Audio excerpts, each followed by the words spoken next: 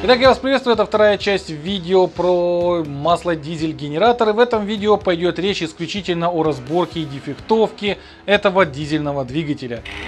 Между прочим, вы сможете увидеть не только разборку этого двигателя, но и в дальнейшем его сборку и запуск. А все потому, что у канала Теория ДВС наконец-то появились нормальные друзья в виде бренда Днепро М, которые, как вы можете сами заметить, очень сильно меня поддерживают. Кстати, у ребят постоянно проходят разные акции распродажи, а также что-то новенькое появляется в линейке. Так что все полезные ссылки вот здесь вот в описании.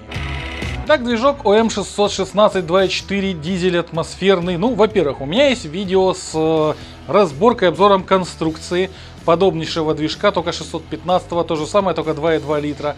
У меня есть видео с его запуском, неудачным и удачным запуском. У меня есть видео с установкой моментов впрыска ТНВД и так далее. В общем, со всеми этими видео можете ознакомиться. В этом видосе исключительно дефектовка. Движок полностью комплектный, то есть хоть сейчас бери его и запускай, все работало на автомобиле. Ну, так внешне он вроде бы не сильно убитым кажется, то есть он, по крайней мере, не сверху обоссан маслом, точнее даже местами он в принципе маслом не обоссан, то есть вот он блок здесь, ну то есть вполне себе даже поддон у него здесь не течет. Но, судя по всему, этот двигатель ремонтировался, делался, по крайней мере, как минимум головка. То есть тут нету характерной такой скобы, которая на них стоит. Ну, из-под крышки это у них болезнь, прокладку никто не меняет, естественно. Вот, поэтому оно все начинает течь. Ну, а так чисто по виду, то есть тут видно, что уже вот лазили и не раз по вот этим вот забитым граням на трубках. К тому же трубка на третий цилиндр, она стоит наоборот, ее поставили. Ну, это не страшно, но просто, то есть здесь специальный загиб есть, чтобы она вот здесь вот проходила, ну, дублировалась. А может быть, просто такую трубку куда-то делать, что-то с ней случилось.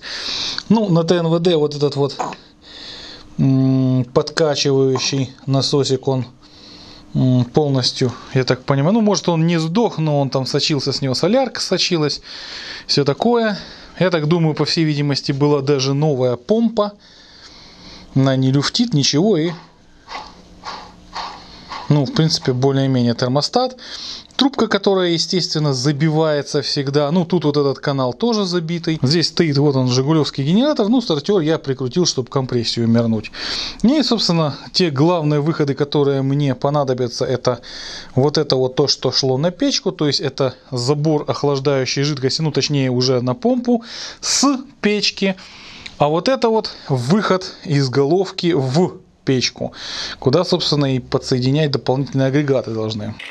Конечно, топливные трубки нужно по-нормальному какие-нибудь другие, ну типа как новые, потому что тут на одной трубке, ну короче, она что-то как-то шла очень хреново, это на форсунке оно было накручено, что оно как-то еле-еле шло, ну оно, видимо, когда закручивали, не по резьбе попали и ее порвали. Остальные тут еще какая-то, эти вроде неплохие, тут еще вот тут две трубки, то есть две более-менее нормальные, две не очень были. Ну вот одну я вам показал только что.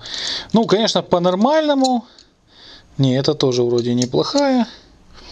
Ну, конечно, по-нормальному надо их все новые бы поставить. Ну, хотя бы одну. Кстати, я тут сохранил родную косу, которая шла к свечам накаливания. Ну, я так с первого раза посмотрел, то есть вроде провода здесь более-менее живые, их даже можно будет еще использовать. Свечи накаливания здесь 4 штуки, вроде бы они все работали, но это надо проверить. Но из 4 свечей, хочу обратить ваше внимание, одинаковые только свеча 4-го, свеча 2-го цилиндра. 3-е они отличаются, ну то есть видно, что их меняли поочередно. И свеча 1-го цилиндра вообще какая-то пожеванная. Сам ТНВД, его я отвезу, естественно, на дизель-сервис. Тут хоть и есть какие-то отметки фиолетовым, что что-то с ним делали, но он весь облитый маслом. Это не я его только что облил. Он был таким обоссанным изначально, и двигатель на холостых работал, ну, так себе, то есть он должен лучше работать, поэтому даже если кто-то что-то делал, как показывает практика, не надо экспериментировать и доверять кому-то, проверяйте все всегда сами. Ну, вот здесь я форсунки разложил, как они стояли. Получается так, что вот эти вот шайбочки пламя-гасители уцелело только на 3-м цилиндре. На всех остальных оно просто тупо повыгорало. Ну и судя по внешнему виду форсунки видно. Причем там, где оно повыгорало, форсунки сухие, там, где оно не выгорело, форсунка мокрая, типа как в масле. То есть такое ощущение, что 3-й цилиндр либо не работал, либо работал очень плохо. Ну, поэтому она, наверное, и не выгорела. Вот он мой гиперприбор для проверки форсунок. Ну, начнем, пожалуй, мы с 4-й форсунки. Ну, так как оно по порядку идет, так удобнее так. Но сначала смотрим давление, на котором оно срабатывает. Сейчас вот оно. Ну, срабатывает оно где-то в районе 110, то есть так, как и нужно по паспорту. Но вопрос у меня здесь к распылению. Вот смотрите. Но я думаю, видно невооруженным глазом, что здесь летит, причем не одна струя, а смотря под каким ракурсом смотреть, несколько струек. Ну, то есть оно вот, то несколько, ну вот более-менее что-то в конце было похоже на туман. Ну, короче, здесь распылитель явно под замену. 3-я форсунка. Опять-таки срабатывание. Ну, срабатывает она тоже где-то на 110. Но интересно не это. Вот если мы более веселее будем это делать, то есть тут что-то похоже на более-менее нормальный распыл. И, кстати, распыл таки неплохой. То есть, на удивление, то, что я думал, что работать будет хуже всего, работает пока лучше всего. Вот это у нас 2-й цилиндр. Ну, срабатывает он где-то на 140-150. И распыл здесь более-менее неплохой, но так как он срабатывает на неправильном давлении, поэтому толку с этого абсолютно аж нисколько. То есть, его на не струи такие летят. Но самый херовый, наверное, это 1-й цилиндр, потому что форсунка здесь срабатывает четко на 150, даже там 150 с чем-то. И при этом, ну тут может видно вот так вот, ну в общем он дает просто четкую струю.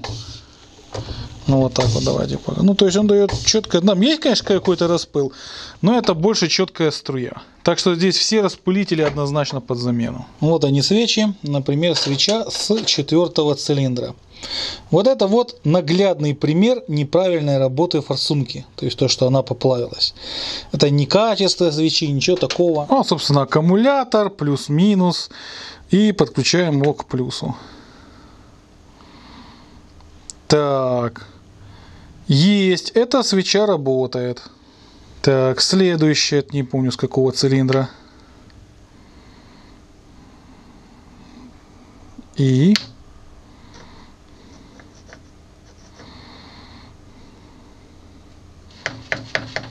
Не? Нет, это что-то не форыч свечка. Так, следующее. О! Пошел. Чуть медленно, но пошел. Нормально.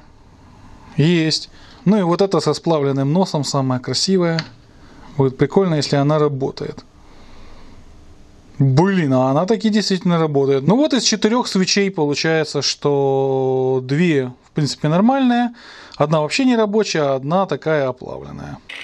Единственное, что у меня в наборе нету переходника именно под такую форсунку с крупным шагом резьбы, поэтому замер будет осуществляться через свечное отверстие, ну а тут форсунка в качестве заглушки.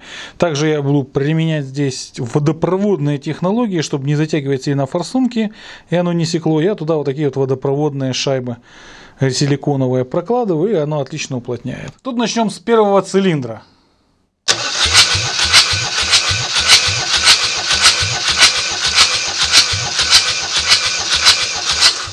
— 23 атмосферы. Более. 2-й цилиндр.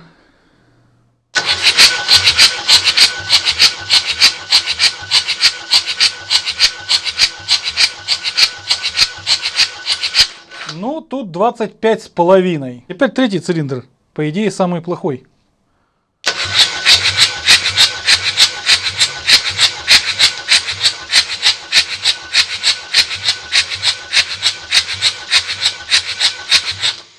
Нет, 24 атмосферы. Ну и 4-й цилиндр.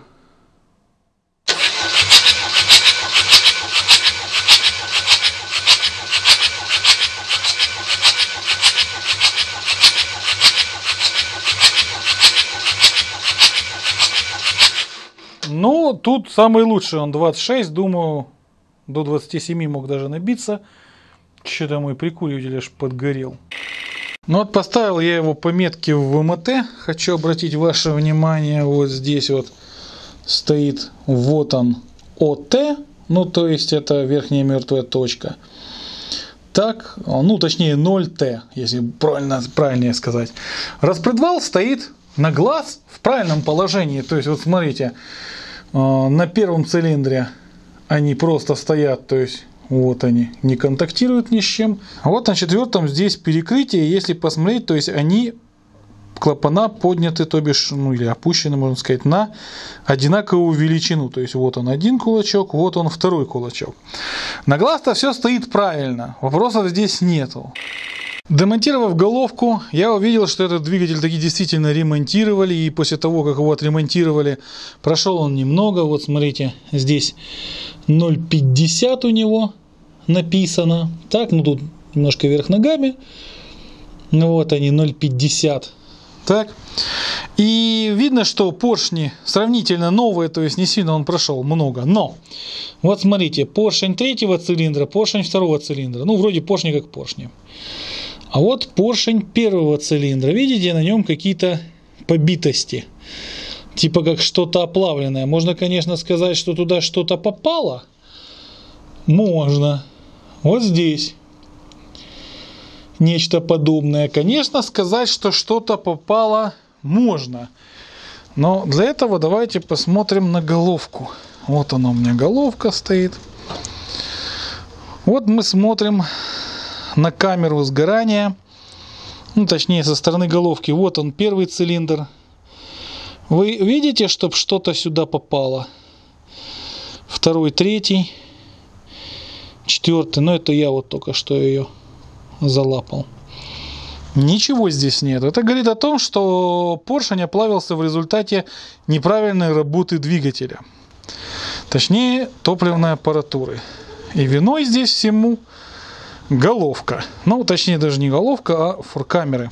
Что я вам сейчас наглядно продемонстрирую. Ну, по крайней мере, я это попытаюсь сделать сначала без разборки. Вот смотрите. Вот она, форкамера стоит, так. А внутри, вот там вот. Ну, он, зараза, фокус тут не ловит, конечно, ни хрена. Вон он там есть. Делитель, в общем, стоит такой, как шарик. Зараза, плохо видно. Вот он с этой стороны, он там тоже присутствует. О, вот сейчас его, ну, хоть и немножко в расфокусе. Вон он. А если мы посмотрим на первый цилиндр, то мы увидим, что вон он там валяется. Вон он обломанный. Его здесь нет. А на четвертом цилиндре, так он вообще обломался. Вон он, и упал в шахту. Вон он. И упал в шахту, перекрыв канал как-то. То есть он там телепался. Вот он херово и работал. То есть как-то стучал и так далее. Вот. И с другой стороны, ты смотришь на двигатель. Его делали. Вроде как и маслом он не обоссан. И на цилиндрах там нету какой-то глобальной выработки, но об этом чуть позже. То есть, с одной стороны, его бы оставить вот как есть, только головку сделать. Но вот ты на это смотришь и думаешь, а какие гарантии, что там коленвал, например, будет ровный. Ну, то есть, я его начну гонять, он мне, по-моему, проработает часов в 5 и застучит. Ну, на кой хрен такой ремонт нужен? То есть его, ну, в любом случае надо разбирать. Поэтому я и люблю двигатели, которые заводские, но убитые кем-то реставрированные. Кстати, здесь вот один болт. Вот тут ржавая. Вон он. У меня еле-еле открутился. Вон они лежат. То есть я его крутил, я думал, он сломается. Я уже, ну, его так в одну, во вторую, туда-сюда, туда-сюда, туда-сюда. Но в конце концов открутился он у меня. После замера компрессии у меня даже поднялось настроение. Думаю, вот движок действительно живой, очень хороший. И он не обоссан маслом. То есть там поршневая должна быть в более-менее рабочем состоянии и так далее. Но когда я снял головку, я увидел ремонтные поршни. И я сразу понял, что легко здесь не будет. Но могу сказать так. То есть сюда никто не лазил, потому что вот эти вот вещи, на запорных шайбах, они не разбитые, клыки. Для того, чтобы извлечь фуркамеры, нужно открутить вот эти как бы гайки шайбы. Для этого нужен специнструмент. У меня был изготовлен специнструмент при помощи болтосварки и головки. То есть смысл в том, что он вот сюда вставляется. Ну и типа ты его откручиваешь. Но на практике ни хрена у меня не получилось. Оно мгновенно, вот здесь вот смотрите, вот оно залезало конец, вот он, как бы, и все, оно стало соскакивать. То есть, ну да, я понимаю, специнструмент и так далее. Значит, удалось мне все это дело выкрутить исключительно при помощи пневмозубила. Причем зубила, хочу заметить, то есть я так поставлю, тупого. То есть, ну вот смотрите, вот оно пневмозубило, так. То есть ты его как бы расшевеливаешь. Это неправильный способ, как бы, ну, я не рекомендую так делать, если вы хотите деталь сохранить, но у меня выбора просто нету. Ну, видите, как оно головку повреждает, если... Ну, там в данном случае это не страшно. Ну, все. Ну, как я уже сказал, в данном случае это не страшно, там можно поверхность затереть, оно на прокладку не попадает. Ну, и теперь вот эта вот штуковина, естественно, нормально выкручивает все гайки. Вот он. Раз. Затягивать все можно вот этим приспособлением, то есть тут в принципе будет нормально. Можно, конечно, попробовать зубилом забить, но у меня был такой случай в практике, когда вот здесь вот на головке была сорвана резьба. То есть перетянуть это так же плохо, как и не затянуть. Вот она фуркамера, которую я извлек со второго цилиндра, она хорошая. Для того, чтобы извлечь фуркамеры, у меня применяется целый каскад приспособлений. Ну, то есть все дело вот в этой вот штуковине. Здесь резьба, если я не ошибаюсь, М26 с ходом на 1. Ну, здесь я не помню, это не важно. Все действие происходит следующим образом. Это когда-то давно я делал съемник. Я бы его сейчас, конечно, сделал немножко по-другому, чуть-чуть повыше, чуть-чуть более правильно. Потому что есть определенные неудобства, но тем не менее. Сначала его сюда, ну, не сверхсильно его затягивать, то есть, чтобы потом можно было его открутить. То есть вот немного затянул и все. Дальше нужно сделать упорную площадку, так как они стоят под углом относительно поверхности, ну, в общем, на головке. У меня есть вот такая вот запиленная, разваленная шестерня ГРМ, это с какого-то опеля. Ну, неважно, то есть методом, так сказать, научного тыка, болгарки, я ее подпиливал так, чтобы она образовала более-менее какую-то упорную поверхность.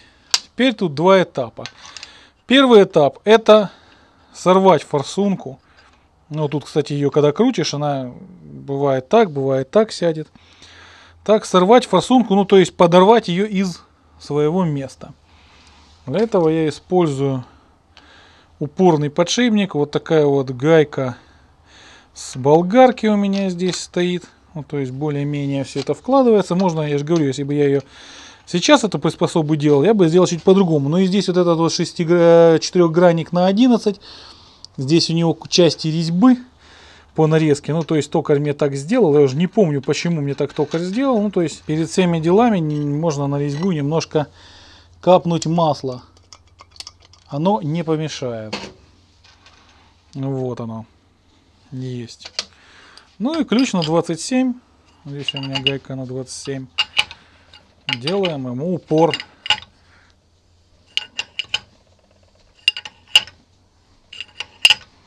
Ну, что-то как-то туговато. Не, пошел. Ну, смотрите, показываю. Ну, если посмотреть вот здесь, вот то отверстие, которое здесь, ну, высота от поверхности здесь, то есть она пошла туда вовнутрь. Ну, и там она немножко сместилась в этом отверстии. Ну, ладно. Вот она. Ну, и, в общем, ее вот таким вот образом. Я предпочитаю это делать рожковым ключом. Можно сюда, конечно, поставить головку, трещотку. Но так ты можешь контролировать, что он там проворачивается. Ну, вообще не должно ничего проворачиваться. Но, по крайней мере, есть какой-то контроль у тебя. О, уже легче пошел. Вот. О, Дошел до упора. Дальше он уже идет очень легко, но не хватает высоты. Я и почему сказал, что я бы по-другому сделал. Тут не хватает высоты всей вот этой вот рабочей вещи. То есть вот он уперся в эту шайбу у меня. Теперь ставлю головка на 36, подпиленная специально под днепровский маховик, чтобы его можно было откручивать. Ставим это все дело. Тут он уже не, я уже без подшипника это делаю. Тут уже нету какого-то большого усилия. Ну, то есть, как видите, я это одной рукой кручу. Да, тут оно не пальчиком, конечно, идет, но идет. Все. Вот он. Вот он. Ага, ну да.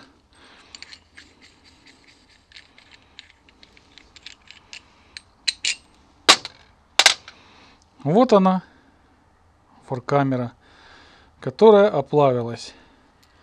Вот. О, где-то он выпал. Вот он. Ну и все это, чтобы можно было от руки открутить.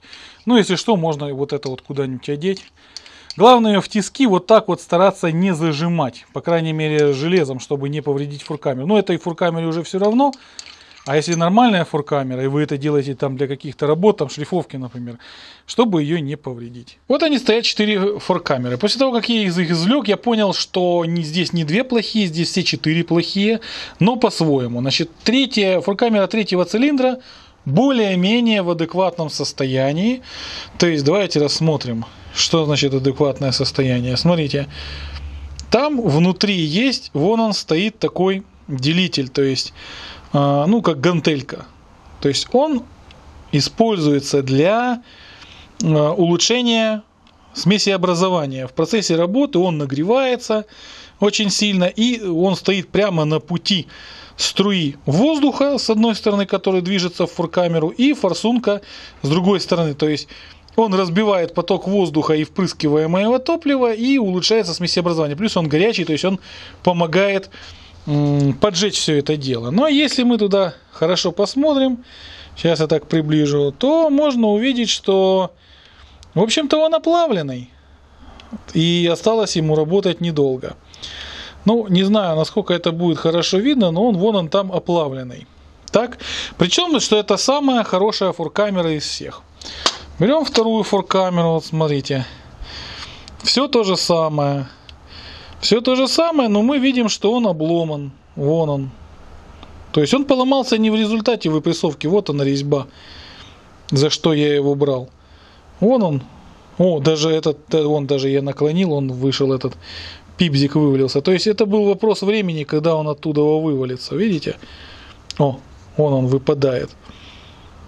И там облом, скол, он довольно, ну, он расклепанный. То есть это говорит о том, что он какое-то время обломался, но еще работал. То есть, видите, он расклепанный.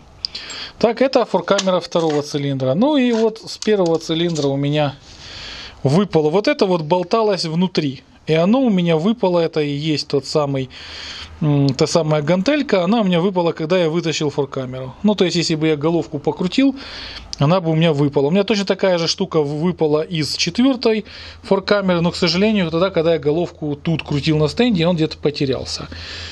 Вот. Но тут, как бы, я думаю, лишнее что-то говорить. Вон внутри там, ну, место, вон откуда он отломался.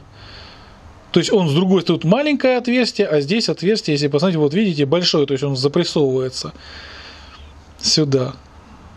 Ну и вон он там болтался, там он блестяшка.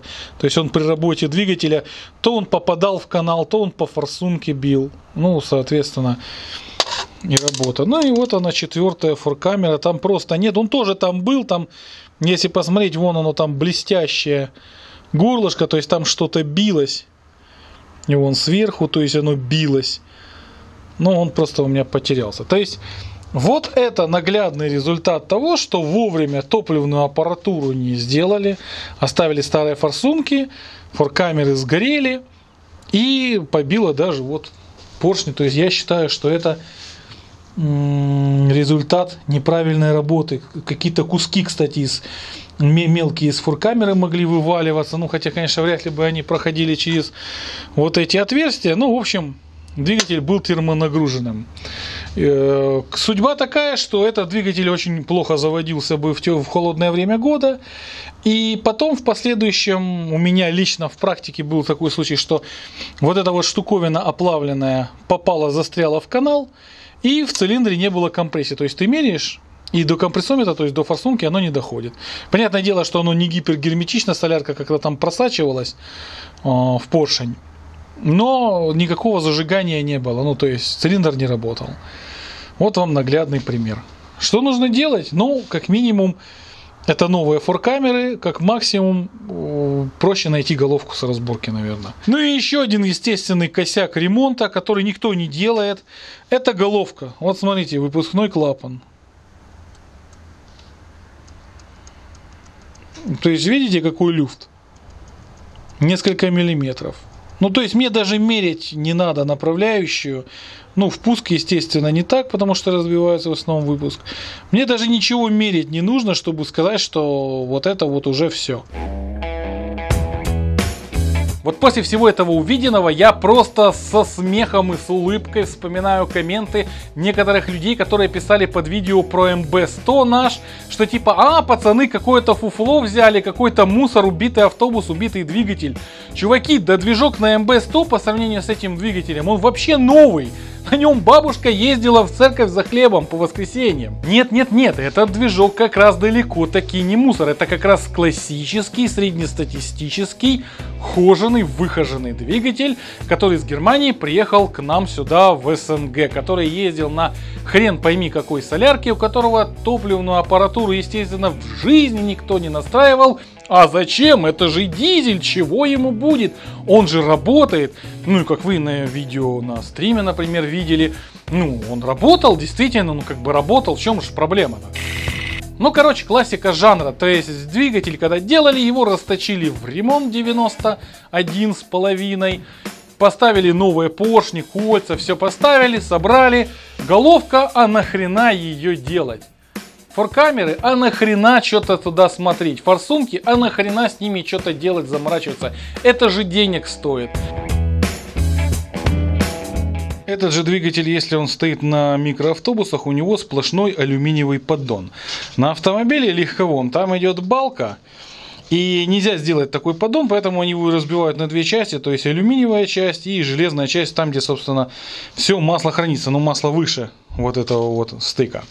Теоретически, конечно, можно снять вот этот поддон и вот эту часть не разбирать. Ну, во-первых, она ударенная, во-вторых, будет очень обидно, если после сборки, как все ты соберешь, все у тебя будет отлично, а здесь оно будет мокреть немножко маслом. Ну, вот он, собственно, масляный насос, редукционник стравливает все как раз в поддон, то есть поэтому это все дело и ходит.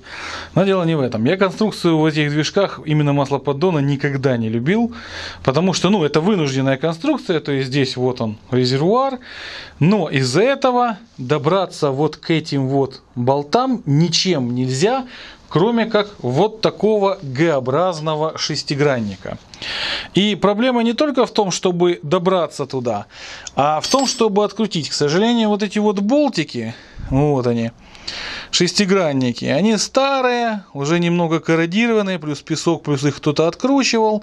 Ну и, как вы понимаете, то есть ты туда вставляешь шестигранник, начинаешь его откручивать, и у тебя есть возможность, что он провернется. Причем все они.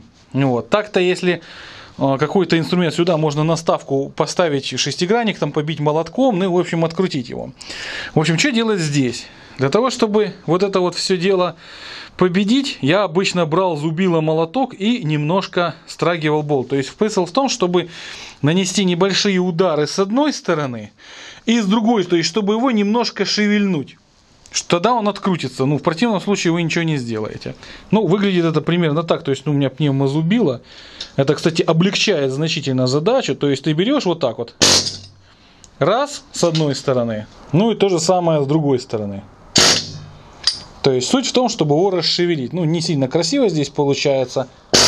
Ну, вот они, немножко шевелятся. Главное его не сбить, не срезать, буквально чуть-чуть. И зубило должно быть тупым. Ну, то есть, как проставка, вот оно вот такое тупое зубило. В задней части, вот здесь вот, где набивка, я обнаружил вот такой вот элемент. Без сомнения, это кусок набивки заднего коленвала вместо сальника. Но ирония в том, что, во-первых, оно не сифонило маслом, прямо так вот, как будто бы там куска набивки нету. Во-вторых, вон она, в блоке, вон она присутствует. Да и в самом поддоне, вот здесь вот она стоит, вот она, эта набивка. То есть она тут как бы тоже присутствует. То есть откуда этот кусок, видимо, может, когда собирали, что-то недовытащили, не знаю. Ну и перед разборкой поршневой группы коленвала, такой, как сейчас модно говорить, лайфхак, ну или просто нормальный совет. Смотрите, есть у меня вот такие вот нумераторы. Это 4, есть 6. Ну, 4 он меньше, как бы. И перед тем, как все это разобрать, керном, вот этим нумератором, ставишь номер на бугелях 1, 2, 3, 4, 5 и ставишь номер на внизу на шатунах. Конечно, можно тут найти свои какие-то заводские обозначения, обычно они есть, но это лучше, чем керном кернить. В дальнейшем, если кто-то это увидит, то не каждый далеко человек догадается, что это не завод набил цифры, особенно если это сделать аккуратно. Ну и тем самым вы себя обезопасите от лишнего головняка. Но если раньше я еще сомневался в целесообразности разборки блока, то после того, как я достал первый поршень, я понял, что я был очень сильно прав. Ну, во-первых, к сожалению, это на видео продемонстрировать я никак не смогу, но я надеюсь, запишется звук. То есть вот я его прижимаю и вот к одной стороне. И слышно, как масло там плюхкается. Это люфт именно пальца в шатуне, то есть ремонт шатунов однозначно. Дальше по кольцам. Вот смотрите, вот они кольца, вот они так. Первое компрессионное кольцо, именно вкладываем его в канавку и шатаем его в канавке. То есть я хочу заметить, что там есть люфт. Может быть, с этой стороны будет лучше видно. Ну, только что я его шатал, то есть оно... Вот, видно, что там оно люфтит. Причем я его именно вот вложил в канавку. То есть, если его вытащить, понятное дело, люфт будет больше. Оно немножко конусного такого. Ну, по крайней мере, кажется конусным. Может, оно так износилось и расклепалось. Вот, ну, то есть, к сожалению, я это к чему показываю? К тому, что оставить-то можно, но работало же до этого. Но по-нормальному это расточка его в ремонт и ремонт шатунов. Единственное, что здесь неплохое и радует, это то, что вкладыши, вот они, стояли здесь, вкладыши, вот они, вот, стандарт. То есть, я так понимаю, когда его ремонтировали, просто вкладыши подкинули, никто колено не шлифовал, и колено выглядит вполне адекватно. По крайней мере, широкочайка первого цилиндра, есть надежда, что его шлифовать не нужно. Да, поршневая. Поршневая, конечно, понимаешь, в чем проблема, дорогой зритель? Вот смотри. Продаются стандартные поршни, их много. И продаются поршни на первый ремонт. Стандартный поршень, если я не ошибаюсь, 90,9, ну то есть он почти 91, ну то есть на десятку меньше. Ремонт у него идет, это 91,5, как вы видели. Вот этого хватает. Я в интернете прогуглил, есть еще поршни ремонтные, которые имеют размер 91,7, то есть всего на 0,2 больше. Но как бы есть они, нету их, и что с ними, это вот хрен пойми. Других вариантов нет. То есть либо его перегильзовывать, либо искать именно вот такие вот более полные поршни. При разборке любых движков сохраняйте всегда полукольца. Вот смотрите, я перед разборкой проверяю его осевой люфт. Ну вот сейчас я упер его в коленвал, мой самопальный индикатор. И вот мы смотрим, то есть вот в одну сторону его и в другую. Ну, то есть если посмотреть, люфт здесь порядка 23 соток. Там 22. Это, конечно, не очень хорошо, но и в то же время не сильно плохо, потому что на Жигулях, например, 25 максимум, здесь 23. Ну, то есть бывает очень часто, что если поставить оба новых полукольца, то коленвал закусывает. А так ты ставишь одно старое, одно новое, и у тебя именно тот осевой люфт, который тебе нужен. Кстати, сцепление здесь реально новое, то есть видно, что его поставили, проехало все это мало, и потом его продали. Но реставрировали, как я уже говорил, коряво. Ну, пожалуй, с коленчатым валом мне повезло, потому что он в идеальнейшем состоянии. То есть, ну, во-первых, давайте я вам покажу его биение. То есть, вот он стоит индикатор. Мы его вращаем, то вот он у меня перескочил. Ну и вот оно, фактически биения у него никакого нету. То есть это вот маленькая погрешность, это уже самого прибора, всей установки. То есть биение здесь фактически отсутствует.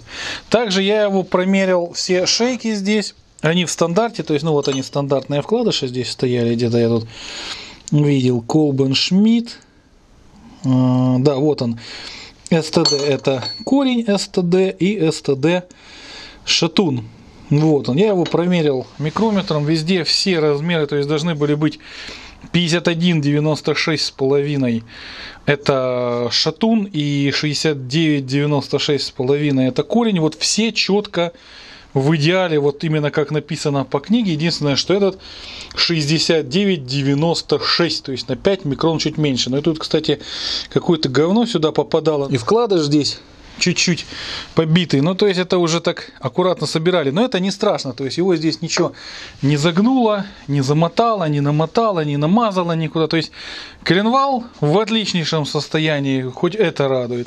Ну, кстати, он по конструкции такой стандартный. То есть он сквозное сверление здесь. А здесь у нас идет косое сверление. Ну и, соответственно, вкладыши сплошные в бугелях стоят. И с проточкой под подачу масла в самом блоке. Ну а средний вкладыш с упорными полукольцами, он не имеет никаких проточек, то есть он просто смазывается. Смазывается он вот отсюда, вот сбоку, то есть идет смазка. Ну вот вам наглядный пример, то есть снял я отсюда шкив, ну вот он, короче, лежит, все.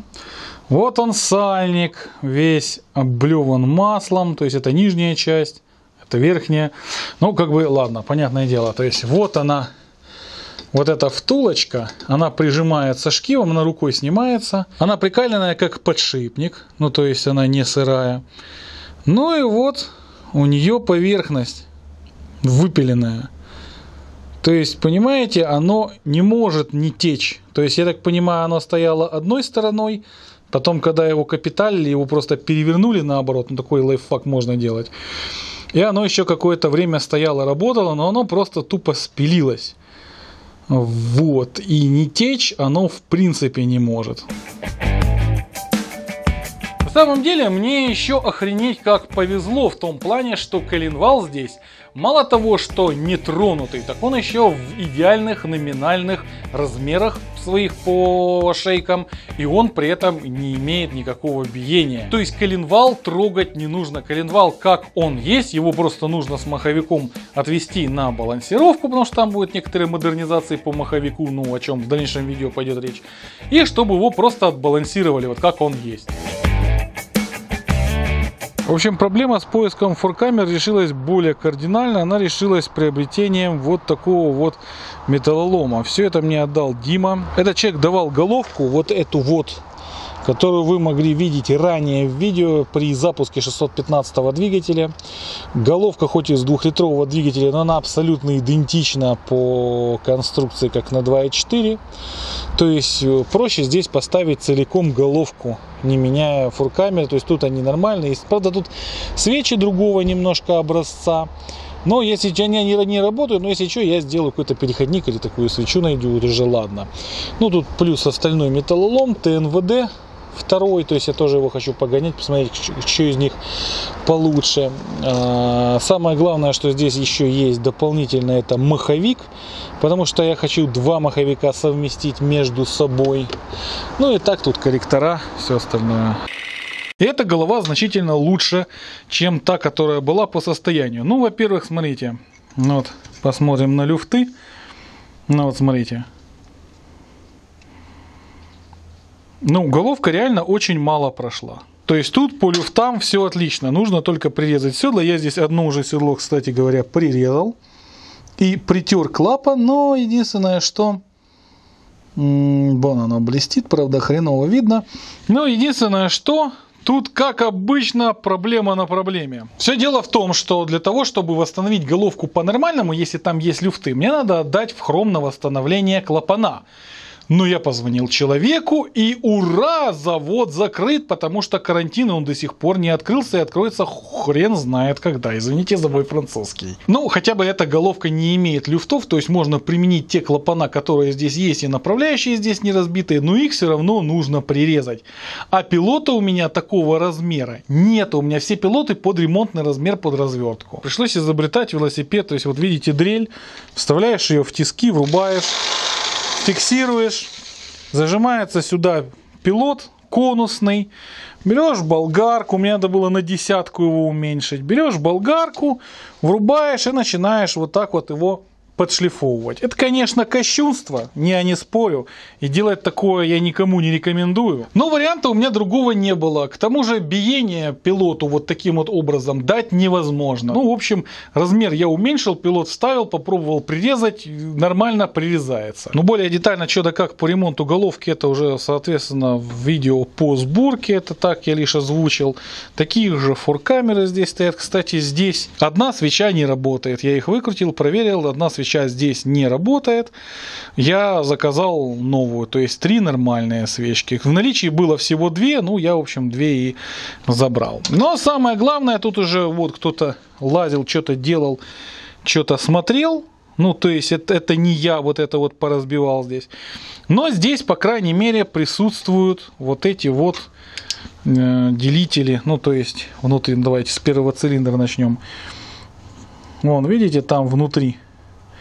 Сейчас вон он стоит. Раз, это первый цилиндр, это второй цилиндр, это третий цилиндр, вот он так, и четвертый цилиндр, вон он стоит, этот делитель. Вот его отсюда хорошо видно. О. Ну, вторая, конечно, головка, которую я забрал у Димы, спасибо ему большое за это, она по сравнению с первой просто идеальная. Ну, то есть, во-первых, там форкамеры целые, там клапана не болтаются в направляющих, там не разбитые, не расклепанные седла. То есть, ну, на этой головке, как я уже говорил, что я запускал 615 мотор. Ну, то есть, головка реально в хорошем состоянии. То есть, все, что с ней сделать нужно, это немножко навести фаску под клапан, то есть, заузить ее, ну и освежить. И, соответственно, притереть, там, собрать с сальниками. Все, в принципе, больше ничего с ней делать не нужно. Ну, например, такой момент, вот кронштейн-канделябр под маслофильтр. Его можно снять и поставить, как он есть, не разбирая вот этот вот элемент. Это с одной стороны. Но с другой стороны, всегда думаю о том, что, ну вот, сделал ты все с движком, все отлично, все зашибись, круто все. А этот элемент ты не трогал. И из-под него начинает сочиться так мерзко масло. Ну или там какое-то говнище, которое ты не вычистил, оно тебе попало в систему и убило нахрен всю твою работу. Поэтому при ремонте двигателя вот такие вот полумеры, что вот это мы снимем, но разбирать не будем, оно же хорошее. Там маслонасос мы сняли, вот у меня тут частично они уже помытые, некоторые детали. Вот, например, маслонасос типа я снял, но разбирать не буду. Нет, нужно все обязательно разбирать. Маслонасос у меня, так как их 2, то есть это отдельно будет дефектовка. Ну и вот этот вот элемент, естественно, то есть раскручивайте, смотрите, не ленитесь. Да, это забирает времени, но вы подумайте о том, что если там какое-то говно, оно попадет в систему и кранты будут. Открутив вот эту вот штуку для вакуумника тормозного, я обратил внимание на интересный рельеф на прокладке. Вот смотрите, вот тут вот написано Пи или Ли, Но, Ч, ПП или ПД. То есть, видите, это кусок журнала. Это все в лучших традициях реставрации советского москвича, там, Жигуля, Волги. То есть, прокладка сделана, вот видите, то есть, вырезалось все это. Ну вот оно вырезалось, все, то есть все это, когда я снимал вот эту вот заднюю крышку, лючочек, вот он. Я его когда снял, мне показалось, что прокладка как-то странно выглядит. Ну, обычно они не так выглядят. Ну и думаю, ну ладно, показалось. Да вот ни хрена не показалось, то есть это тоже кусок журнала. То есть вот это то, о чем я говорил, вот это вот не тронешь, разберешь, соберешь, подумаешь, что там все нормально, а хрен тебе. Оно будет оттуда ссаться маслом. Так что надо разбирать вот это все, надо. Вот здесь осталось, в общем-то, разобрать буквально немного, чисто для того, чтобы блок расточить. Кстати, сразу хочу заметить, что цепь здесь провисает. Ну и, конечно, по-нормальному цепь нужно бы поменять. Она, кстати, здесь должна разбираться. Замка здесь нет, надо расклепывать. Но если новую цепь брать, то, в принципе, можно, конечно, ее и болгаркой порезать. Не особо важно, то есть, чтобы вытащить вот отсюда вот. Только цепь, больше ничего. То есть, сами башмаки тут, они, в принципе, все нормальные. То есть, ну, по крайней мере, для тех задач, которые под него ставятся. Да и мне кажется, я просто уже видел, что новый берешь, он может быть хуже, чем есть. Ну, головку, как я уже говорил, делать. Кстати, вот я не сказал в начале видео, используйте при разборке движков вот такие вот органайзеры. Ну, коробочки. То есть ты когда складываешь сюда крепеж, ты сразу же потом при сборке тебе легче его собирать. То есть он не мытый перед сборкой, я его там еще должен помыть и все такое прочее. Но, по крайней мере, ты сразу знаешь, что куда там, допустим, крепление крышки, там поддон, малый там поддон, большие болты там и так далее. То есть там ТНВД. Там свечи накаливания, это правда со старой головки, свечи накаливания и так далее, и так далее. То есть для того, чтобы облегчить себе задачу. На самом деле эти органайзеры стоят не таких уж больших денег. Ну вот у меня полка, в принципе, она рассчитана, чтобы здесь уместить один полностью разобранный двигатель. Но у меня здесь есть еще двигатель с запчастями с Nissan. Я надеюсь, когда-нибудь я его соберу, когда у меня появятся некоторые на него запчасти. Ну, также некоторые другие ништяки. Ну, поэтому оно немножко... Тут еще кое-что на Honda у меня лежит. Вот, ну, жрачка для кота — это такое дело. Ну, то есть какая-то полка, где все это дело размещается. То есть по-нормальному я это говорю к тому, что ну, я еще здесь немножко разберу. То есть у меня сюда помещается полностью в разборе двигатель. То есть блок ставится, там головка и все остальное, чтобы можно было это помыть, там причесать. Ну, в общем-то, на этом у меня все. Это видео с дефектовкой и разборкой двигателя. В дальнейшем ждите видео с теоретическим пояснением, как это все должно работать, а также видео с ремонтом и сборкой этого двигателя, потом в последующем его запуском и создание там рамки, на которой он должен стоять, потому что его еще нужно какое-то время погонять, там хотя бы часов, ну, 10, там на оборотах около 1500, для того, чтобы он более-менее обкатался немного. Ну, в общем, и еще плюс нерешенный вопрос с некоторыми запчастями, которые до сих пор я не знаю, есть они, нету и откуда мне их брать. В общем, обо всем этом должно быть и, соответственно, видео. Пишите свои комменты. Лайк Днепро М за поддержку канала и за возможность мне сделать этот проект. Вы же хотели сборки чего-нибудь, запуска? Вот она, сборка должна быть, запуск и все остальное. Так что лайк, дизлайк, коммент. У меня на этом все. Благодарю за внимание.